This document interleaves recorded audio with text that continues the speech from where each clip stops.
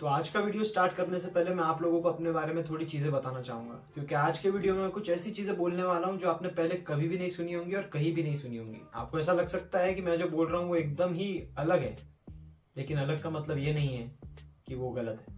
तो अपने 10th standard के अंदर मैंने स्कूल को टॉप भी किया था और बैक बेंचर भी था। मतलब मजे भी पूरे किए थे और हाईएस्ट मार्क्स जो अचीवेबल थे वो भी मैंने अचीव किए थे। हालांकि मैं सेकंड आया था, क्योंकि जो फर्स्ट आई थी वो नेशनल लेवल डांसर थी, तो उसको 3-4% एक्स्ट्रा मिले थे, जिसके कारण शी बिकेम द टॉपर। हमारा 10th standard SSC examination history का टफेस्ट एग्जामिनेशन था, क्योंकि इतने ज्यादा बच्चे किसी साल में फेल नहीं हुए थे जितने ज्यादा हमारे टाइम पे हुए थे। हमारा पेपर पैटर्न बदला था, हमारा सिलेबस बदला था, हम लोगों के पहले किसी ने भी ऐसे टाइप के एग्जामिनेशन नहीं दी थी। इट वॉज सो टफ कि इतने ज्यादा बच्चे फेल हुए कि गवर्नमेंट ने जो नया पेपर पैटर्न, नया सिलेबस, एकदम नया तरीका एग्जामिनेशन लेने का लाया था, उसको एक ही साल के एक्सपेरिमेंट के बाद रिवर्स कर दिया। पुराना पेपर पैटर्न, पुराना सिलेबस, सब कुछ वो लोग वापस लेके आ गए, because it was so tough that students couldn't crack it. तब मैंने 93.4% स्कोर किया था अपने एसएससी एग्जाम के अंदर। 11th स्टैंडर्ड के अंदर प्रेशर में आके मैंने साइंस ले लिया, जबकि मेरा इंटरेस्ट और मेरा प्यार कॉमर्स था। साइंस में आने के बाद भी जब मैं अपने सर से कोई भी क्वेश्चन पूछता तो वो कहते कि बेटा अगर हमको इसका आंसर पता होता तो हम लोग प्रधानमंत्री के साथ बैठ के देश का भविष्य डिस्कस कर रहे होते, तुमको नहीं पढ़ा रहे होते। वो क्वेश्चंस ऐसे थे जिनके ऊपर साइंस आज भी रिसर्च कर रहा है, और इसीलिए मेरा इंटरेस्ट हिल गया, क्योंकि मुझे ऐसा लगा कि अगर साइंस ही कंप्लीट नहीं है तो मैं उसको पढ़ के क्या करूंगा। And I shifted to commerce. In my 12th standard, I topped commerce with just 2 months of studies, and so did I in my 11th. Science भी मैंने छोड़ा, लेकिन टॉप करके अपने कॉलेज को। So now, after all of this, मैं आप लोगों को कुछ टिप्स देना चाहूंगा जिसके कारण आप किसी भी तरीके से अपना बोर्ड बेस्ट फॉर्म में निकाल सकते हो। सबसे पहली चीज, बोर्ड एग्जामिनेशंस कोई बहुत बड़ा पंगा नहीं होता है। बोर्ड एग्जामिनेशंस को सिर्फ 2 लाइन में समअप किया जा सकता है। पहला, कि आपने क्या लिखा है, और दूसरा, कि आपने कैसे लिखा है। तो जहां तक बात रही फर्स्ट पार्ट की कि आपने क्या लिखा है, तो उसके अंदर आपको 5 चीजें ध्यान रखनी है। सबसे पहला पॉइंट, सब अटेम्प्ट करो। सब अटेम्प्ट करो। बोर्ड एग्जामिनेशंस और कॉम्पिटिटिव एग्जामिनेशंस में यही फर्क होता है कि कॉम्पिटिटिव एग्जामिनेशंस के अंदर अगर आपने गलत जवाब लिखा तो आपके मार्क्स जाएंगे। सीईटी, जेई, नीट, इन सारे एग्जामिनेशंस के अंदर अगर आपने गलत ऑप्शन चूज किया है तो आपके मार्क्स कम होने वाले, नेगेटिव मार्किंग होती है। बोर्ड्स में नहीं होती। आपको जितना बड़ा आंसर लिखना है लिख सकते हो, जैसा लिखना है लिख सकते हो, जितना आता है उतना लिख सकते हो, लेकिन हर एक शब्द का आपको मार्क मिलेगा। आप लोगों के मार्क्स गलत आंसर के कारण कम नहीं होंगे। वर्स्ट केस पॉसिबल इज 0 मिलेगा, लेकिन उससे कोई फर्क नहीं पड़ता। नहीं लिखोगे तो वैसे ही मिलने वाले हैं। पूरा पेपर अटेम्प्ट करो, चाहे आता हो या ना आता हो। सेकंड सबसे इंपॉर्टेंट पॉइंट, बोर्ड एग्जामिनेशन जितने भी लोग पहली बार दे रहे हैं ना, आप लोगों का 90% पेपर छूटेगा। जब हमारा पहला पेपर था, हमारी क्लास में 80% बच्चों का पेपर छूट गया था, क्योंकि स्टार्टिंग से स्पीड नहीं मेंटेन करी उन्होंने। स्टार्टिंग में बहुत ही प्यार से कैलीग्राफी करते हुए लिख रहे थे, लास्ट में पेपर चाइनीज में खत्म किया है। स्पीड सबसे इंपॉर्टेंट होती है, क्योंकि कितना ही अच्छा पेपर लिखा हो, अगर इनकम्प्लीट गया तो जो आपका पेपर चेक कर रहा है उसको लगेगा यार ये पेपर नहीं कंप्लीट कर पाया, maybe he is not up to the mark. तो जहां पे आपकी गलतियां नहीं भी होंगी वहां पे भी मार्क्स कटेंगे। पॉइंट नंबर 3, अगर आंसर याद नहीं आता ना तो ये मत बोल दो भैया आंसर ही नहीं पता क्या करूं। अपने मन से लिखो। बोर्ड एग्जामिनेशन के किसी भी रूल में ये नहीं लिखा गया है कि आपको अपना आंसर एग्जैक्टली टेक्स्ट बुक जैसा लिखना होता है। ये स्कूल सिस्टम्स आपके दिमाग में डालते हैं कि आपका आंसर टेक्स्ट बुक जैसा होना चाहिए। बोर्ड एग्जामिनेशंस के अंदर अगर आपका आंसर अपनी भाषा में भी है लेकिन सही है, तो दुनिया की कोई ताकत आपको मार्क्स दिलवाने से नहीं रोक सकती। आंसर अपने वर्ड्स में लिखो, और ये आप कब कर पाओगे, जब आपने कॉन्सेप्ट्स को रटा नहीं है, समझा है। तो अगर आप लोगों के पास टाइम नहीं है ना, तो हर आंसर रटने मत जाओ। ऐसा समझो कि आपकी बुक आपसे कुछ कह रही है। पहली बार देखो कि वो क्या कहना चाह रही है, क्या बताना चाह रही है, उसको समझो, और बोर्ड्स में अपनी भाषा में आपको जैसा समझ आता है वैसा लिख के आओ, and you will see that you will score your marks. क्योंकि अगर आपने आंसर लर्न किया है तो भूलने का चांस है, लेकिन अगर आंसर समझ लिया है तो कभी नहीं भूल पाओगे। चौथा सबसे इंपॉर्टेंट पॉइंट, आपका आंसर सिर्फ बड़ा होना नहीं, बड़ा दिखना चाहिए। उसके लिए सबसे इंपॉर्टेंट पार्ट क्या है, आंसर को बड़ा करके लिखो। बड़ा करके कैसे लिखेंगे, एक्टिव पैसिव करो। मतलब क्या, एक ही लाइन को घुमा घुमा के बहुत बार यूज करना है। My name is Divya, Divya is my name, my parents called me Divya, my friends call मी दिव्य। यही करते रहना है आप लोगों को। क्यों? क्योंकि अगर आपका आंसर बड़ा है तो एग्जामिनर के दिमाग में एक साइकोलॉजिकल इंपैक्ट पड़ेगा। कितना बड़ा लिखा है मतलब इसको आता होगा, और एग्जामिनर के पास इतना टाइम नहीं होता है कि वो पूरा पेपर चेक करेगा। आंसर बड़ा लिखो, that will gain you marks. फिर चाहे वो ऑलमोस्ट एक ही बात आपने बार बार क्यों लिखी हो, लेकिन एक चीज ध्यान रखना, एक ही लाइन को एक के बाद एक सेम रिपीट कर करके मत लिखना। अलग अलग पॉइंट्स को लिखना। जैसे कि आपके दिमाग में अगर 3 पॉइंट्स है कोई आंसर के, पहला, दूसरा, तीसरा, उसके बाद पहले ही पॉइंट को दूसरी भाषा में लिखो, दूसरे पॉइंट को उसके नीचे दूसरी भाषा में लिखो, तीसरे पॉइंट को उसी के नीचे तीसरी भाषा में लिखो, तो आपके 3 पॉइंट का आंसर 6 पॉइंट का हो जाएगा। घुमा के लिखना सीखो, that is an art that will score you marks in your boards. Point number 5, पढ़ते समय ब्रेक मत लो। अब मेरे को नहीं पता कि किस माइके लाल ने ये चीज इन्वेंट करी कि आप 1 घंटा पढ़ो आधा घंटा ब्रेक लो, 1 घंटा पढ़ो आधा घंटा ब्रेक लो। ये पहले के टाइम पे चल जाता होगा, आज के टाइम पे नहीं चलेगा, क्योंकि वो आधे घंटे ब्रेक में आपका सबसे बड़ा दुश्मन आपके साथ होता है, that is your mobile phone. अब मैं बाकियों की तरह आपको ये नहीं बोलने वाला कि अरे मोबाइल फोन से दूर रहो, इट्स अ डिस्ट्रैक्शन। आप नहीं रह सकते दूर, मेरे को पता है, तो नाटक नहीं करते हैं, फैक्ट के ऊपर बात करते हैं। अगर आपने मोबाइल फोन यूज किया, मैं आपको कहूंगा कि एग्जाम के 1 दिन पहले छोड़ दो। क्यों? रीजन समझाता हूँ। मोबाइल फोन में आप क्या करोगे? गाने सुनोगे, दोस्तों से बातें करोगे, मूवी देखोगे, यूट्यूब वीडियो देखोगे या रील्स देखोगे।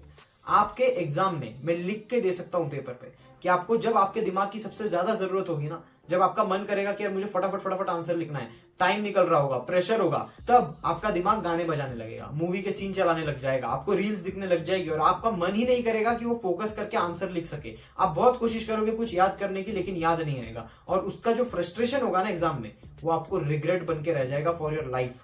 तो उससे बेहतर ये है कि गिन चुन के 7-8 पेपर होंगे आपके बोर्ड्स में, उन 7-8 पेपर्स के लिए फोन को छोड़ दो। 8 दिन की बात है और उसके बाद जो 90% स्कोर करोगे ना, उसकी खुशी लाइफ टाइम रहेगी। अब आते हैं मेरे सबसे फेवरेट पॉइंट पे, जो कि मैंने पहले भी कहा था कि क्या लिखते हो इंपॉर्टेंट है, लेकिन उससे भी ज्यादा इंपॉर्टेंट है कैसे लिखते हो, क्योंकि पूरा खेल तब बदलेगा। देखो, आप लोगों को अगर पढ़ना होगा तो आप लोग अब तक पढ़ चुके होंगे, लेकिन आप लोग ये वीडियो देख रहे हो का मतलब अभी तक पढ़ाई नहीं करी। तो अब मैं आप लोगों को जो बताने वाला हूं ना, यहाँ से आपका पूरा गेम टर्न मारेगा। एग्जामिनर के दिमाग के साथ अगर खेलना आ गया ना, तो पेपर में क्या लिखा है वो फर्क भी नहीं पड़ेगा। एग्जामिनर के दिमाग को समझो। देखो, इस देश में ना हर साल लाखों बच्चे बोर्ड एग्जामिनेशंस देते हैं और सारे के सारे टॉपर नहीं होते। मेजोरिटी लोग होते हैं जो कि एवरेज स्टूडेंट्स होते हैं या तो बिलो एवरेज स्टूडेंट्स होते हैं, 1-2% टॉपर्स होते हैं। तो उन लोगों का पेपर बहुत ही नीट एंड क्लीन होगा, लेकिन बाकी के 99% बच्चों का जो पेपर है वो एकदम ऐसा लगेगा कि कचरा किया हुआ है, एकदम ही घटिया हैंडराइटिंग, घटिया वोकैबुलरी, क्या लिखा है उन्हीं को नहीं पता। ऐसे टाइम पे आपके पास मौका होता है अपने पेपर को स्टैंड आउट कराने का। क्या करना होता है, ध्यान से सुनो। सबसे पहला पॉइंट जो मेरा फेवरेट पॉइंट है, मैं कहता हूं अगर बोर्ड में आंसर नहीं आता तो चलेगा, लेकिन अगर आता हुआ आंसर आपने गलत प्रेजेंटेशन से लिख दिया ना, तो गए आपके मार्क्स। आपको अगर मेरी बात पे विश्वास नहीं होता है ना, किसी भी साल के टॉपर का पेपर चेक कर लो, उसका पेपर आपको ऐसा लगेगा कि रोबोट ने लिखा हुआ है। एक जगह पे हैंडराइटिंग थोड़ी साइड में नहीं जाएगी, प्रेजेंटेशन थोड़ा भी हिलेगा नहीं, एकदम परफेक्टली मैच्ड हैंडराइटिंग होगी, इक्वल हैंडराइटिंग होगी, इतना परफेक्ट पेपर होगा आपको लगेगा कि इंसान ने लिखा ही नहीं है। और इसमें मैं आपको कमाल की बात बताऊं कि अगर इसी पेपर को उन 10 लाख बच्चों ने जिन्होंने पेपर लिखा है, सबके साथ ईमानदारी से वर्ड बाय वर्ड चेक किया जाए ना, तो आपको पता चलेगा कि टॉपर ये है ही नहीं। टॉपर कोई ऐसा बंदा होगा जिसने पेपर बहुत ही अच्छा लिखा होगा, लेकिन हैंडराइटिंग इतनी खराब होगी कि एग्जामिनर का मन ही नहीं किया कि उसका पेपर चेक करे। बोर्ड एग्जाम के अंदर ना एक बंदे के ऊपर 1000 लोगों का पेपर चेक करने की जिम्मेदारी होती है। अब वो कैसे करेगा? हर बच्चे का अगर पेपर पड़ेगा ना तो वो सुसाइडल हो जाएगा। अच्छा चलो, मेरे को एक बात बताओ, मान लो मैं आप लोगों को 2 पेपर लाके दूं, एक जिसकी हैंडराइटिंग बहुत ही सुपर्ब है और दूसरी जिसकी बहुत ही खराब है। आपको क्या लगता है कौन ज्यादा पढ़ा लिखा है, कौन ज्यादा स्टूडियस है? वो बंदा जिसकी हैंडराइटिंग बहुत अच्छी है। लेकिन ऐसा बिल्कुल भी जरूरी नहीं होता है कि जिसकी हैंडराइटिंग अच्छी है वही बहुत अच्छा हो पढ़ाई में। ऐसा भी हो सकता है कि जिसकी बहुत ही खराब है उसने बहुत अच्छे आंसर्स लिखे हो, लेकिन आपका मन ही नहीं करेगा उसका पेपर पढ़ना, क्योंकि आपको समझ ही नहीं आ रहा। आपके ऊपर हजारों लोगों का पेपर चेक करने की जिम्मेदारी है, आप एक एक बंदे का पेपर थोड़ी चेक करोगे। आप उन पेपर्स के ऊपर ध्यान दोगे जिनकी हैंडराइटिंग बहुत ही अच्छी है। तो अपना प्रेजेंटेशन सॉलिड रखो। एग्जामिनर के दिमाग में इम्पैक्ट पड़ जाता है कि ये बच्चा पढ़ा लिखा है, इसको आता है, इसलिए इसने इतनी नीट हैंडराइटिंग में लिखा है। भले ही आपको कुछ नहीं आता, उसके दिमाग में अपने को गेम करना है, अपना पेपर तो अपन लिखा है। सेकंड पॉइंट, अंडरलाइन करो जो भी इंपॉर्टेंट चीजें आपने लिखी है ना। देखो, हर बच्चे को पता होता है पेपर में मैंने क्या सही लिखा है क्या गलत लिखा है। जितना भी सही लिखा है ना उसको हाईलाइट कर दो, उसको अंडरलाइन करो, डबल अंडरलाइन करो। पेपर को जल्दी खत्म करो, 10 मिनट अंडरलाइन करो जो भी इंपॉर्टेंट लिखा है। अंडरलाइन करने से क्या होगा, जब एग्जामिनर आंसर पढ़ने आएगा ना तो उसको कंफ्यूजन नहीं होगा मैं क्या पढ़ूं, वो वही पढ़ेगा जो आपने अंडरलाइन किया है। और जब उसने वही पढ़ा जो आपने अंडरलाइन किया है, तो वो सिर्फ आपके सही पॉइंट्स पढ़ रहा है। जो गलत पॉइंट्स आपने लिखे हैं उस पर उसकी नजर जाए, उसका चांस बहुत कम है, क्योंकि आप उसको गाइड कर रहे हो कि आपका पेपर कैसे चेक करना है। देखो, एग्जामिनर को क्या है, आपके पेपर को चेक करना है, आपके आंसर को पढ़ना है। और दुनिया का कोई भी एग्जामिनर पूरा आंसर नहीं पढ़ता, लेकिन वो क्या पढ़ेगा एग्जामिनर के हाथ में होता है। लेकिन अगर आपने हाईलाइट कर दिया है, अंडरलाइन कर लिया है, तो वो क्या पढ़ेगा आपके हाथ में होता है। और अगर आपने सबसे सही वाले पॉइंट्स अंडरलाइन किए हैं तो आपको मार्क्स मिलने ही वाले हैं। पॉइंट नंबर 3, अगर एग्जामिनेशन में गलती से पेपर लिख रहे हो और आपका कोई कैंसिलेशन हो जाए तो मत करो। अब आप बोलोगे भैया क्या बोल रहे हो, कैंसिलेशन हो गया, नहीं करेंगे तो मार्क्स जाएंगे। कैंसिलेशन हुआ है वो मालूम कैसे पड़ेगा, जब आप कैंसिल करोगे। इतना बड़ा पेज है जिसके अंदर आप लोगों ने हैंडराइटिंग भर भर के लिखी हुई है, उसको वो एक ही वर्ड मिले जिसमें आपने कुछ गलत स्पेलिंग लिखी है, इसका चांस बहुत कम है, क्योंकि वो एक एक लाइन नहीं पढ़ने वाले। स्टार्टिंग की 2 लाइन पढ़ेंगे, लास्ट की 2 लाइन पढ़ेंगे, हैंडराइटिंग प्रेजेंटेशन देंगे और मार्क्स देंगे। आप लोगों को कैंसिलेशन अवॉइड करना है। अगर आप लोगों ने कैंसिल किया तो एग्जामिनर के दिमाग में अगर कैंसिल किया ना, मतलब वो कॉन्फिडेंस नहीं है उसमें, हिला हुआ है, हो सकता है उसने कुछ गलत लिखा हो, तो वो और कॉन्शियस होकर पेपर चेक करेगा। और ये भी हो सकता है कि अगर उसको कोई गलत पॉइंट ना मिले तो भी आपके बहुत सारे कैंसिलेशन देख के वो आधा एक मार्क कट कर दे, ये सोच के कि हो सकता है इसने कुछ गलत लिख दिया हो, क्योंकि आपको तो मालूम नहीं पड़ने वाला है कि आपका बोर्ड का पेपर कैसे चेक हुआ है, आपको पता ही नहीं चलेगा आपके मार्क्स कहाँ गए हैं until and unless आप रिक्वेस्ट डाल के अपना पेपर मंगाओ। और इतना कष्ट कोई नहीं करता बोर्ड्स के बाद। अपने पेपर में कैंसिलेशंस मत करना, अपने पेपर में अगर स्पेलिंग मिस्टेक हो जाए रहने दो। गेम साइकोलॉजी का है, फिलोसॉफी का नहीं। पॉइंट नंबर 4, जो कि बहुत ही मेडिटेटिव और स्पिरिचुअल पॉइंट है, इंट्यूशन के ऊपर गेम खेलो। अब आप बोलोगे इंट्यूशन के ऊपर गेम खेलो मतलब? इंट्यूशन के ऊपर गेम खेलो मतलब जब आपके एमसीक्यूज है या फिलिंग द ब्लैंक्स है, वैसे तो बहुत ही इजी आएंगी, लेकिन ऐसा हो सकता है कि आपको लगे कि यार मुझे इसका आंसर नहीं आता, अब मैं क्या करूं। आप जैसे ही कोई भी क्वेश्चन पढ़ोगे ना, ये मैं आपको एक सीक्रेट बता रहा हूं, आपका दिमाग जो पहला पॉइंट बोले कि यार ये सही लग रहा है, वही सही होगा 90% केसेस में। सोचना मत उसके आगे। अगर कंफ्यूज हो रहे हो ना, क्या है जो सबसे पहले आपके दिमाग ने चूज किया था ना, आंख बंद करके लिखा हो, वही राइट होगा। That is known as intuition. आपको अगर आंसर नहीं आता लेकिन कोई एक चीज देख के आपको लग रही है ना कि यार ये सही है, वही लिख दो। इसको एक्सपेरिमेंट करने के लिए मैंने अपने पेपर में एक चीज करी थी। जब हमारी ऑनलाइन एग्जाम्स चल रही थी तो मुझे बहुत जल्दी थी, मुझे 10-15 मिनट में पेपर खत्म करना था। एमसीक्यू बेस्ड क्वेश्चन पेपर था। मैं बैठा, 50 मार्क का पेपर, स्टार्ट से लेके एंड तक मैंने क्लिक करता गया। एक बार क्वेश्चन पढ़ा, जो दिमाग में ऑप्शन आया क्लिक किया। एग्जाम हो गया, सबमिट किया। एक भी बार मैंने मुड़ के नहीं देखा मैंने क्या क्लिक किया है। पेपर सबमिट किया। उसके बाद जब रिजल्ट आया तो मैंने 50 में से 49 स्कोर किया था। सिर्फ एक ब्लंडर हुआ था मेरा, एक गलती हुई थी। आपको मैं अपने एक्सपीरियंस से बता रहा हूं, आपको एमसीक्यू में हमेशा कंफ्यूजन होगा और जो आप लिख के आओगे वो मेजोरिटी रॉन्ग ही होने वाला है। जो आपने पहले सोचा होगा ना वही करेक्ट होगा, लेकिन आपका दिमाग लड़ झगड़ के लॉजिकली जो पॉइंट लाएगा ना वो गलत होगा। प्लीज अगर कंफ्यूज हो जाओ तो जो दिमाग ने पहले सोचा था वही लिख के आना। एंड फाइनल पॉइंट, आंसर बड़ा होना सबसे इंपॉर्टेंट फैक्टर होता है बोर्ड एग्जामिनेशन का। लेकिन आंसर बड़ा होने के लिए बड़ा होना जरूरी नहीं होता है, बड़ा दिखना जरूरी होता है। अब आंसर बड़ा दिखेगा कैसे? हैंडराइटिंग स्पेस आउट कर दो, हर वर्ड के बीच में एक फिंगर स्पेस छोड़ो, और आंसर को इतना फैला के लिखो, इतना वाइड लिखो, क्योंकि बोर्ड में मार्क्स तो नहीं काट सकते कि आपने आंसर फैला के क्यों लिखा है।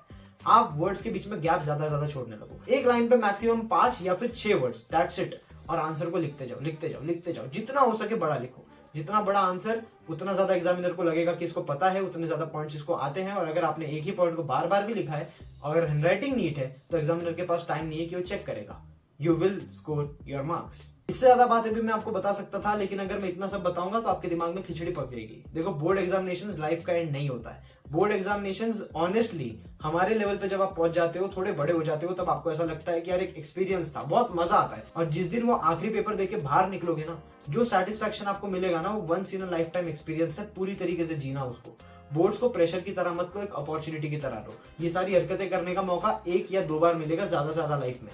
तो पेपर को एकदम मजे से लिख के आओ, कॉन्फिडेंस से लिख के आओ, और इन टिप्स को याद रखना, आपकी बोर्ड्स सॉलिड जाएगी। और अगर आपको लगता है ये वीडियो आपके लिए हेल्पफुल है तो प्लीज उन बच्चों के साथ शेयर कर दो जिनकी बोर्ड्स आ रही है। अगर सारे लोग स्कोर करते हैं ना तो जश्न का माहौल होगा।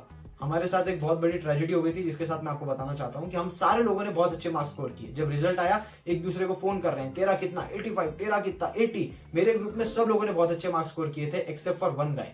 और उसके बाद जो हमारी खुशियां थी ना, वो दर्द में बदल गई। हमको ऐसा लगा कि यार, एक हमारा वो दोस्त जो साल भर हमारे साथ बहुत मस्तियां करता था, बहुत मजे करते थे हम लोग, लेकिन उसको बहुत कम मार्क्स आ गए, वो डिप्रेस हो गया था। तो हम लोगों को अच्छा नहीं लग रहा था हमारा भी सेलिब्रेट करते हुए। मैं नहीं चाहता कि ऐसा कुछ किसी और ग्रुप के साथ हो। तो अगर आपके कोई फ्रेंड्स हैं जिनके बोर्ड्स हैं, जो कि आपके होंगे, उनके साथ ये वीडियो शेयर कर दो। ऑल द बेस्ट, और साथ में स्कोर करना। और अगर बहुत अच्छे मार्क्स आ जाए तो इंस्टाग्राम पे फॉलो कर दो @divyparmar, और पार्टी के लिए बुला देना, मैं आ जाऊंगा। All the best.